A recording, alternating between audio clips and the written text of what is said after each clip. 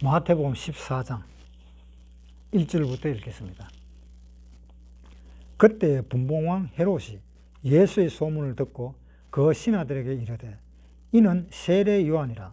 저가 죽은 자 가운데서 살아났으니 그러므로 이런 권능이 그 속에서 운동하는도다 하더라. 전에 헤롯이 그 동생 빌립의 아내 헤로디아의 일로 요한을 잡아 결박하여 옥에 가두었으니 이는 요한이 헤롯에게 말하되 당신이 그 여자를 취한 것이 옳지 않다 하였습니다. 헤롯이 요한을 죽이려 하되 민중이 저를 선지자로 여기므로 민중을 두려워하더니 마침 헤롯의 생일을 당하여 헤로디아의 딸이 연석 가운데서 춤을 추어 헤롯을 기쁘게 하니 헤롯이 맹세로 그에게 무엇이든지 달라는 대로 주겠다 허락하거늘 그가 제 어미의 시킴을 듣고 가로되 세례 요한의 머리를 소반에 담아 여기서 내게 주소서 하니 왕이 근심하나 자기의 맹세한 것과 그 함께 앉은 사람들을 인하여 주라 명하고 사람을 보내어 요한을 옥에서 목베어 그 머리를 소반에 담아다가 그 여자에게 주니 그가 제 어미에게 가져가니라. 요한의 제자들이 와서 시체를 가져다가 장사하고 가서 예수께 고하니라. 혹시 예수님이 오시지 않을까라는 많은 기대감이 있습니다. 지금 현재의 상황을 보면은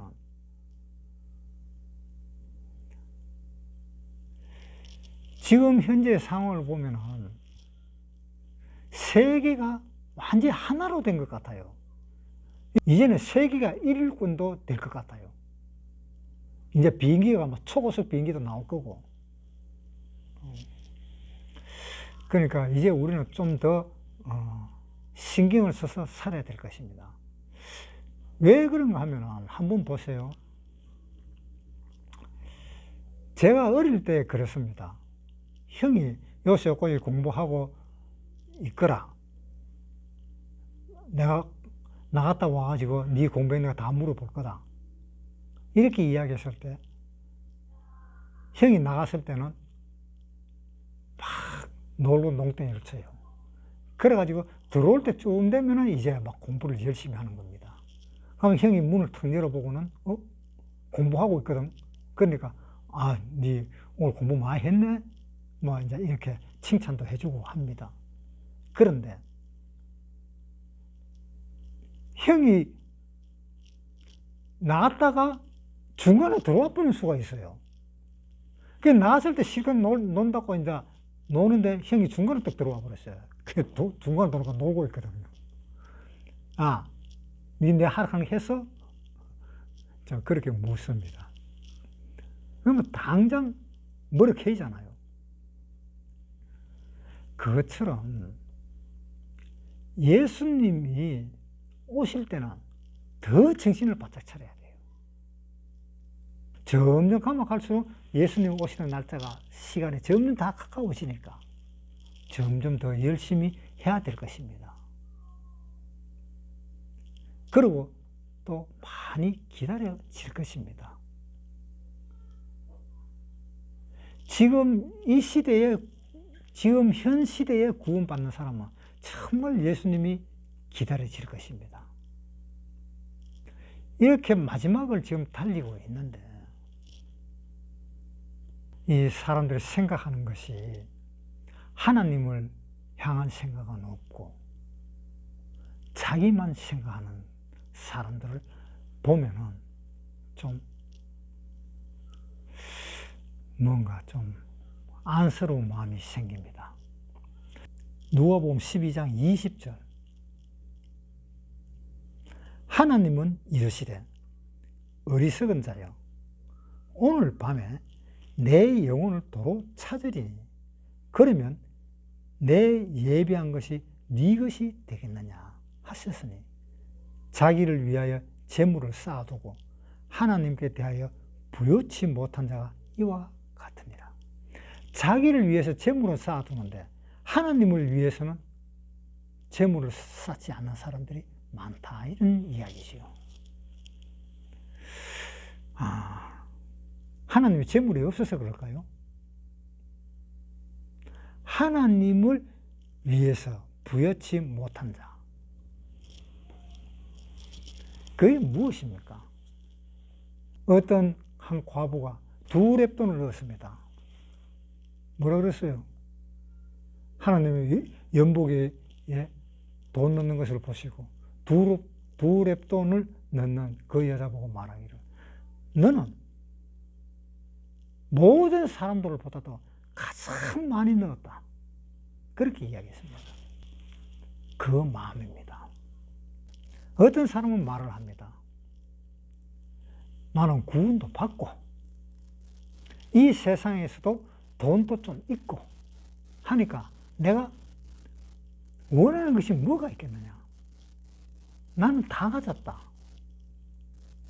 라고 생각을 하면서 신앙생활을 하는 사람들이 있습니다. 자, 하나님은 꼭 그럴까요? 하나님은 영혼도 만족시켜주고 육신도 만족시켜주는 분이 하나님일까요? 물론 하나님의 자녀라면 영혼을 만족시켜주는 것은 첫째고 무조건이고, 그 다음에 육신을 만족시켜주는 것은 2번째입니다. 그런데 그 육신의 그 만족은 어떤 재물이 있어서 만족을 시켜주는 것은 아닙니다.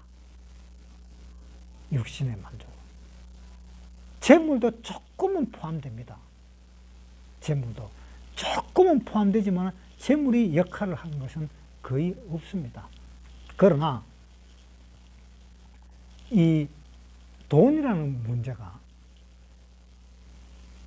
어떤 문제가 있는가 하면, 돈은 일만하게 뿌리라 하는 말도 있습니다. 디모데전서 6장 10절.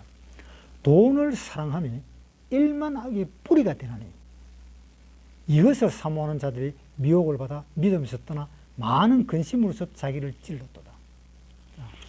돈을 사랑함이 일만하게 뿌리다. 그런데 돈을 사랑 안 하면 어때요? 돈을 사랑 안 하면 일만하게 뿌리가 아니잖아요. 돈을 사랑해야 악의 뿌리가 되잖아요. 돈을 사랑 안 하면 아무 상관이 없습니다. 전도서 10장 19절이네요. 19절. 잔치는 희락을 위하여 베푸는 것이요 포도주는 생명을 기쁘게 하는 것이나 돈은 범사에 응용되느니라. 돈은 범사에 응용된다. 돈은 범사의 모든 일에 응용이 되니까 돈이 아무리 많아도 상관없잖아요. 돈을 사랑을 안 하면 돼요. 모든 일을 응용하면서 사용하는 것에 대해서는 아무 이상이 없습니다. 오히려 더 좋습니다. 더 좋아요. 그런데 이 응용을 어디다가 응용하는지 그게 문제다 이 말입니다. 자기를 위해서 응용을 하느냐? 아니면 하나님을 향해서 응용을 하느냐? 그것이 문제다 이 말입니다. 누가복음 16장 1절부터 읽겠습니다. 또한 제자들에게 이르시되 어떤 부자에게 청지기가 있는데 그가 주인의 소유를 흡의한다는 말이 그 주인에게 들린지라. 주인이 저를 불러 가로되 내가 내게 대하여 들은 이 말이 어찌미뇨? 내 보던 일을 세마라. 청지기 사물을 계속하지 못하리라 하니 청지기가 속으로 이르되 주인이 내 직분을 빼앗으니 내가 무엇을 할꼬? 땅을 파자니 힘이 없고 빌어먹자니 부끄럽구나. 내가 할 일을 알았도다. 이렇게 하면 직분을 빼앗긴 후에 저희가 나를 자기 집으로 영접하리라 하고 주인에게 빚진 자를 낱낱이 불러다가 먼저 온 자에게 이르되 내가 내 주인에게 얼마나 졌느냐? 말하되 기름 100말이니이다. 가로되 여기 내 정서를 가지고 빨리 앉아 50이라 쓰라 하고 또 다른 이에게 이르되 너는 얼마나 졌느냐? 가로되 밀 100석이니이다. 이르되 여기 내 정서를 가지고 80이라 쓰라 하였는지라. 주인이 이 옳지 않은 청지기가 일을 지혜 있게 함으로 하였으므로 칭찬하였으니 이 세대의 아들들이 자기 시대에 있어서는 빛의 아들들보다 더 지혜로움이니라. 내가 너에게 말하노니 불의의 제물로 친구를 사귀라. 그리하면 없어질 때에 저희가 영원한 처소로 너희를 영접하리라. 지극히 작은 것에 충성된 자는 큰 것에도 충성되고 지극히 작은 것에 불의한 자는 큰 것에도 불의하니라. 너희가 만일 불의한 재물에 충성치 아니하면 누가 참된 것으로 너희에게 맡기겠느냐. 너희가 만일 남의 것에 충성치 아니하면 누가 너희 것을 너희에게 주겠느냐. 집 하인이 두 주인을 섬길 수 없나니 혹 이를 미워하고 저를 사랑하거나 혹 이를 중히 여기고 저를 경히 여길 것임이니라. 저희가 하나님과 재물을 겸하여 섬길 수 없느니라. 자, 한 청지기가 있었는데 그 청지기가 자꾸 돈을 허비한다 하는 소문을 들었어요. 그래서 쫓아내려 그랬습니다. 나와라, 이제. 네 일했는 거 계산하고 이제 나와라. 그러니까 이 청지기가 내가 나가면은 무슨 일을 할까? 요즘에 직장도 없는데 뭘 해야 먹고 살까? 그러니까 이 청지기가 머리를 써서 하는 말이 내가 여기서 나가면 저쪽으로 가겠다 라고 생각하고 거래처에다가 사람들을 불러가고 막 100만원씩 빚졌으면 50만원, 80만원 빚졌으면 30만원 뭐 이런 식으로 계속 막 깎아줘 버립니다. 왜? 내가 여기서 나가면 잘 봐달라는 거지요. 그런데 한때는 이 집주인이 보니까 이 청지기가 재산을 뜯어먹게 생겨서 돈을 막 깎아주는 거야, 막 깎아줘.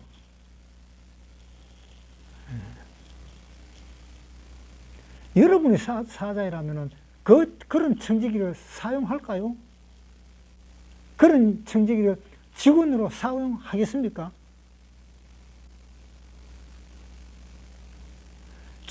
저라도 그런 사람은 절대 사용 못 합니다. 더 난리가 납니다. 지금 당장 나가라고. 그럴 겁니다. 그런데 주인은 그게 아니었어요. 와, 진짜 이런 청지기 내 처음 봤다. 이렇게 머리가 좋으냐. 그러면서 청지기 일을 다시 일을 시켰습니다. 왜 그럴까요? 갈라디아서 2장 20절. 내가 그리스도와 함께 십자가에 못 박혔나니 그런즉 이제는 내가 산 것이 아니요 오직 내 안에 그리스도께서 사신 것이라. 내 안에 그리스도께서 사신다. 내가 산 것이 아니다. 자, 내가 죽었다가 이제 살았습니다.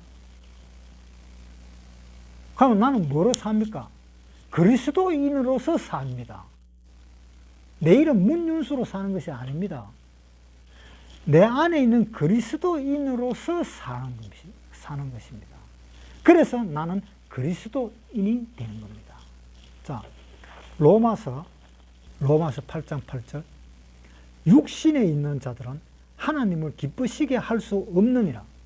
만일 너희 속에 하나님의 영이 거하시면 너희가 육신에 있지 아니하고 영에 있나니 누구든지 그리스도의 영이 없으면 그리스도의 사람이 아니라. 그리스도의 영이 없으면 그리스도의 사람이 아니다 이 말이에요.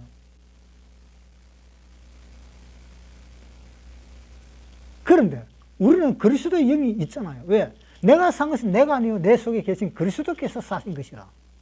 내 속에 그리스도가 있잖아요. 그러니까 그리스도인이지. 그리스도인이 되었다는 말은 그리스도를 위해서 사는 거잖아요. 고린도후서 5장 14절. 그리스도의 사랑이 우리를 강권하시는도다.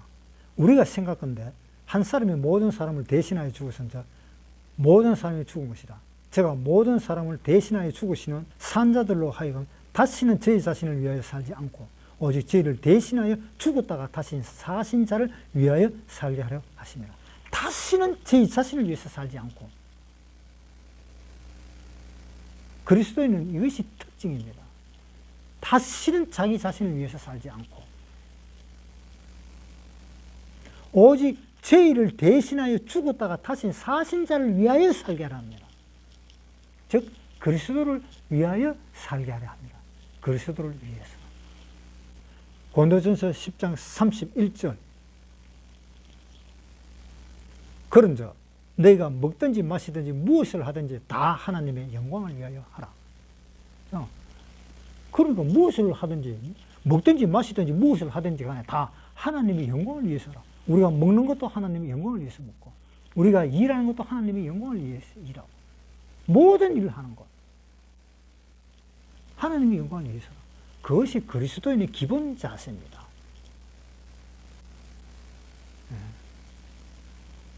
그런데 구원받은 사람이 그렇게 되지 않을 때는 문제가 있지 않을까요? 그 문제라는 것은 언제 나타나냐? 천년왕국에서 나타납니다. 지금 우리가 이 세상에 사는 것은 잠깐입니다. 100년도 안 돼요. 물론 오래 사는 사람은 100년 넘게 사는 사람들도 있긴 있겠지만은요, 평균적으로 봐서 100년 안 됩니다. 우리 한 평생이 80인데 80년 동안에 자기가 사는 것이 이제 그 결과가 천년왕국에서 나타나는 겁니다. 네가 80년 동안 이렇게 살았구나. 그러면서 천년왕국에서 이제 거기에 해당하는 상을 줄 것입니다. 요한계시록 22장 12절. 보라, 내가 속히 오리니 내가 줄 상이 내게 있어 각 사람에게 그의 일한 대로 갚아주리라. 자, 상을 준다고 그랬잖아요. 80년 동안에 어떻게 일을 했나 하는 그것을 상을 주는 겁니다. 그런데 그 80년 동안 일했는 것만큼 상을 받았을 때 천년왕국에서는 천년 동안 지속된다는 겁니다. 80년을 위해서 열심히 사실까요? 천년을 위해서 열심히 사실 겁니까? 어느 것을 위해서 사실 거예요? 그래서 아무리 재물이 많아도 구원받은 사람한테는 전혀 상관이 없습니다. 돈을 사랑 안 하면 되니까. 그럼 그것은 뭘 할까요? 응용을 하는 겁니다. 청지기요. 이제 어떻게 되었어요? 이때까지는 자기를 위해서 돈을 썼었습니다. 자기를 위해서 쓴 돈은 허비하는 겁니다. 우리가 사장이라고 생각하고 우리가 어떤 직원 하나 들러놨는데 지를 위해서 계속 돈을 쓰는 거야. 그러면 사장이 어떻게 써요? 저 미친놈 봐라 저거. 지가 사장이네. 자기를 위해서 돈을 쓰니까 그건 쫓아내버립니다. 여기 청지기 주인과 같이 네 계산해라. 내일부터 나오지 마라. 그렇게 되는 겁니다. 그런데 이 사장이 직원을 하나 데렸는데 이제 일을 한다 보니까 어떤 일을 하냐. 나를 사장을 위해서 일을 해요. 사장을 위해서. 사장을 위해서 일을 하면서 어떻게 하느냐. 네 얼마 빚졌노? 80만 원? 50이라고 써라. 니는 얼마? 니는 100만 원? 아니다. 30만 원만 쓰라. 그렇게 하는 겁니다. 이 사장이 또 보니까는, 야, 진짜 머리를 좋게 이 돈을 쓰는구나. 그래서 사장은 그 청지기를 데려다 놨습니다. 그것이 무슨 머리를 써서 돈을 쓰는 겁니까? 보세요. 내가 구원을 받아서 내 마음속에 그리스도인이 있고 그리스도인이 있으면 그리스도인으로서 내가 돈을 사용하는 겁니다. 그리스도인으로서 돈을 사용하는 겁니다. 그 돈을 사용할 때 그리스도인으로서 그리스도인을 위해서 돈을 사용할 때는 어떻게 돈을 사용해도 그 돈은 괜찮잖아요. 다니엘 12장 3절. 지혜 있는 자는 궁창의 빛과 같이 빛날 것이요 많은 사람을 옳은 대로 돌아오게 한 자는 별과 같이 영원토록 비치리라. 많은 사람들을 돌아오게 하는 자. 많은 사람들을 옳은 대로 돌아오게 하는 자. 즉 많은 사람들을 진리의 세계로 돌아오게 한 자. 하늘에서 영원히 빛날 것이다. 이 돈으로 무슨 일을 하는 겁니까? 많은 사람들이 돌아오게 하는 것. 많은 사람들을 돌아오게 하는 것.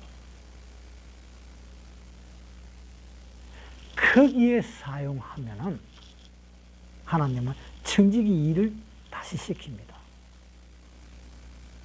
그리스도인이 가지고 있는 돈은 누구의 돈입니까? 그리스도의 돈이잖아요. 내 돈이 아니잖아요. 그리스도의 돈이잖아요. 그럼 이 그리스도의 돈을 가지고 어떻게 사용합니까? 그리스도가 마음에 드는 대로 사용할 거 아닙니까? 그리스도인을 위해서 다른 사람을 빵을 사주든지 떡을 사주든지 사주면서 와서 우리 이야기 좀 하자. 그러면서 성경 이야기하면 그것이 많은 사람들을 옳은 대로 돌아오게 하는 거잖아요. 그러한 청지기가 이 세상의 청지기입니다. 그 청지기 일을 역할을 하지 못할 때 하나님은 우리에게 뭐라고 할까요? 분명히 문제가 있을 것입니다. 고린도전서 3장 10절. 내게 주신 하나님의 은혜를 따라 내가 지혜로운 건축자와 같이 틀을 닦아두며 다른 이가 그 위에 세우나 그러나 각각 어떻게 그 위에 세우기를 조심할지니라. 이 닦아둔 것 외에 능히 다른 틀을 닦아둘 자가 없으니 이 터는 곧 예수 그리스도라. 만일 누구든지 금이나 은이나 보석이나 나무나 풀이나 짚으로 이 터 위에 세우면 그 각각 공력이 나타날 터인데 그날이 공력을 밝히리니 이는 불로 나타내고 그 불이 각 사람의 공력이 어떠한 것을 시험할 것임이니라. 만일 누구든지 그 위에 세운 공력이 그대로 있으면 상을 받고 누구든지 공력이 불타면 해를 받으리니 그러나 자기는 구원을 얻되 불 가운데서 얻은 것 같으리라. 각각 공력을 세우는데 짚이나 풀이나 이런 것으로 공력을 세우고 있는 사람이 있고 금이나 은이나 보석이나 이런 것으로 공력을 세우는 사람이 있습니다. 그런데 불이 한번 스쳐가 버릴 때 불이 한번 스쳐갈 때는 그 공력이 다 타버리는 사람, 그 사람은 하늘나라에 가서 아무것도 할 말이 없습니다. 네 공력을 나타낸 것을 나한테 가져오라 하면 공력을 나타낸 것은 다 타버렸는데 다 타버렸어요. 그런데 어떤 사람은 공력을 나타낼 걸 가져오라 그랬을 때 금이나 은이나 보석을 가져왔을 때 그때 하나님의 줄 사항이 또 있다 얘기입니다. 다 타버린 사람은 불 가운데서 구원받은, 즉 누구야? 롯처럼 소돔과 고모라 땅에서 구원받은 그 사람의 입장이 될 것입니다. 그러니까 우리가 이것을 생각을 한번 해봐야 돼요. 내가 진정자 그리스도인이라면, 그리스도인이 아니면 상관이 없어요. 그리스도인이 아닌 사람은 우리하고도 상관이 없고 하나님하고도 상관이 없고 아무 상관이 없어요. 마태복음 14장 1절부터 읽겠습니다. 그때에 분봉왕 헤롯이 예수의 소문을 듣고 그 신하들에게 이르되 이는 세례 요한이라. 저가 죽은 자 가운데서 살아났으니 그러므로 이런 권능이 그 속에서 운동하는도다 하더라. 분봉왕 헤롯이 예수의 소문을 듣고, 예수가 이제 기적을 행하고 하는 그런 소문을 많이 들었겠죠. 듣고 그 신하들한테 말할 때 세례 요한이 아무래도 다시 살아났는가 보다 라고 이야기를 했습니다. 이 헤롯의 이 분봉왕 시대는 바로 이 구약을 이야기하는 시대입니다. 구약은.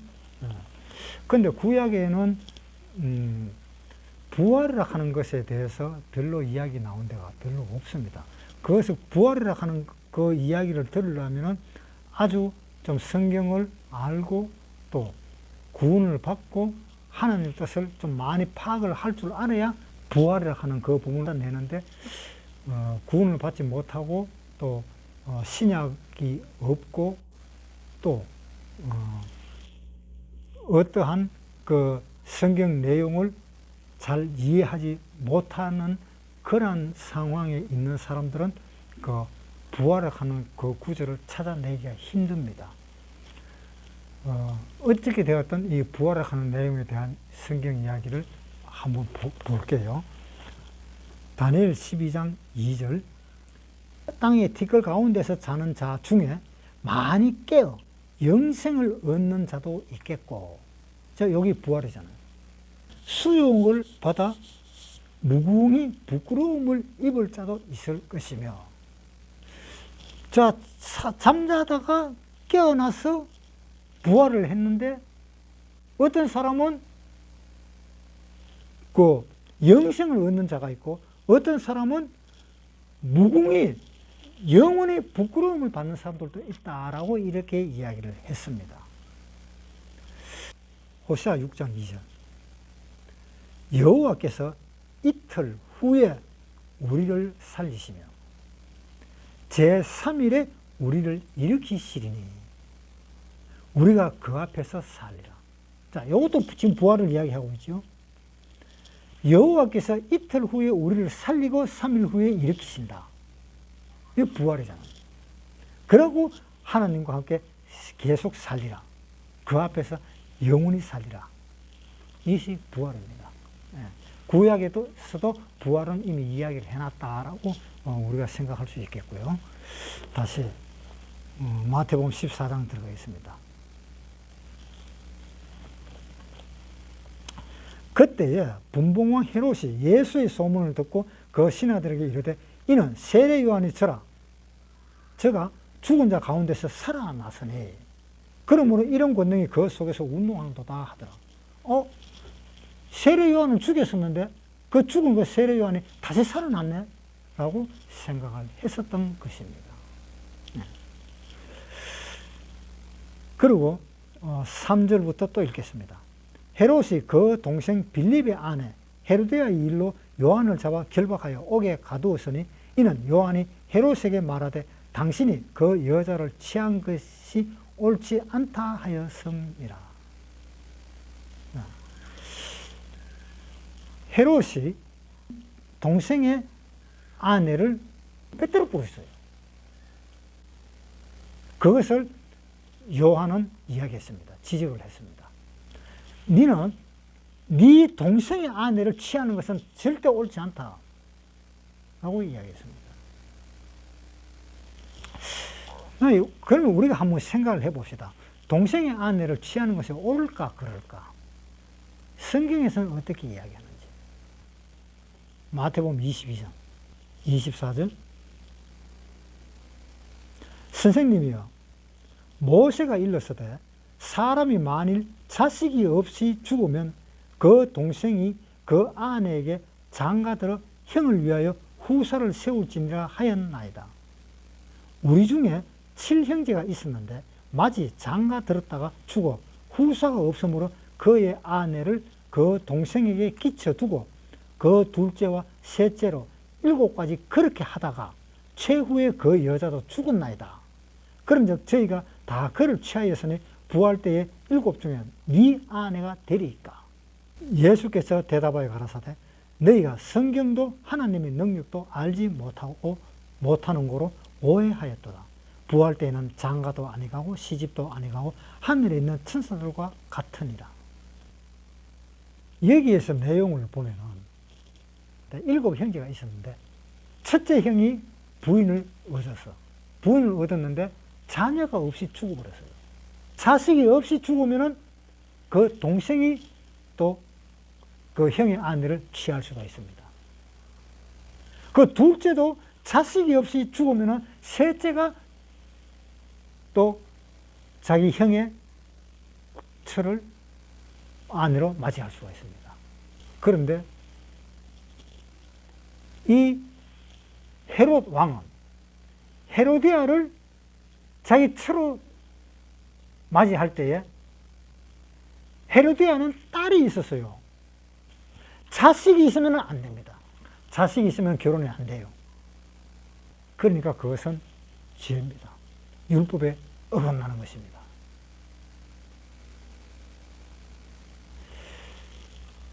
그리고 또 자기 신랑이 살아있었으면 또 안 됩니다. 자기 신랑이 살아있으면 자기 동생의 처를 아내로 맞이할 수가 없습니다. 왜? 자, 한번 보세요. 로마서 7장 1절부터 읽겠습니다. 형제들아, 내가 법 아는 자들에게 말하노니 너희는 율법이 사람의 살 동안만 그를 주관하는 줄 알지 못하느냐?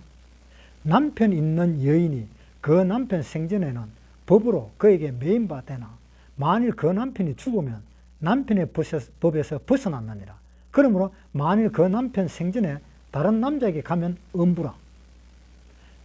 이르되 남편이 죽으면 그 법에서 자유케 되나니 다른 남자에게 갈지라도 음부가 되지 아니하느니라. 그러므로 내 형제들아, 너희도 그리스도의 몸으로 말미암아 율법에 대하여 죽임을 당하였으니 이는 다르니 곧 죽은 자 가운데서 살아나신 이에게로 가서 우리로 하나님을 위하여 열매를 맺히게 하려 함이니라. 자, 여기에 이 남편하고 아내가 둘이 있었습니다. 남편하고 아내가 둘이 있었는데 둘이 있다가 남편이 죽어버리면 아내는 다른 데로 시집 갈 수가 있습니다. 그 남편이 죽어버리면 벗어난다. 그렇잖아요. 그러니까 이 헤로드 왕도 헤로디아를 얻으려면 헤로디아의 남편이 죽어야 돼요. 헤로디아의 남편이 죽고 또 뭐가? 자식도 없어야 돼요. 그런데 안 그랬어요. 남편도 번연히 살아있고 자식도 번연히 있고 그런 여자를 헤롯은 데리고 살았습니다. 그것은 뭡니까? 이 결혼법에 대해서 율법에 저촉을 받게 됐습니다. 자, 그런데 여기에서 3절 그러므로 만일 그 남편 생전에 다른 남자에게 가면 음부라. 이제 남편이 살았을 때는 다른 남자한테 가면 음부입니다. 이것은 안 돼요. 이르되 남편이 죽으면 그 법에서 자유케 되나니 다른 남자에게 갈지라도 음부가 되지 않는다라고 이야기했습니다. 남편이 죽어보면 상관이 없다 그랬습니다. 그런데 그 다음 4절 그러므로 내 형제들아 너희도 그리스도의 몸으로 말미암아 율법에 대하여 죽임을 당하였으니 이걸 누가 죽었어요? 자, 여기는 무슨 이야기를 하는가 하면 율법과 나와의 관계를 이야기하고 있는 겁니다. 율법과 나와의 관계. 율법과 내가 있는데 율법은 죽습니까? 안 죽습니까? 한번 물어보겠습니다. 율법은요, 절대로 안 죽습니다. 하나님의 법이기 때문에. 로마서 3장 31절. 그런즉 우리가 믿음으로 말미암아 율법을 폐하느냐? 그럴 수 없느니라. 도리어 율법을 굳게 세웁니다. 자, 율법은 폐하느냐? 절대로 폐하지는 못한다. 율법이 없어지느냐? 절대로 없어지지 않는다. 율법은 오히려 굳게 세운다라고 이야기하고 있습니다. 그러면 우리가 구원받은 사람은 어떻게 됐냐? 찬송가도 있죠. 그 율법과 그 계명은 날 가르친 율법일세. 자, 그 율법과 그 계명은 날 가르친 율법이었다. 그렇지만 그 율법은 영원히 존재한다. 지옥이라 하는 것이 없어질 때까지. 그런데 지옥은 영원히 있거든요. 그러니까 율법도 영원히 있습니다. 없어지지 않습니다.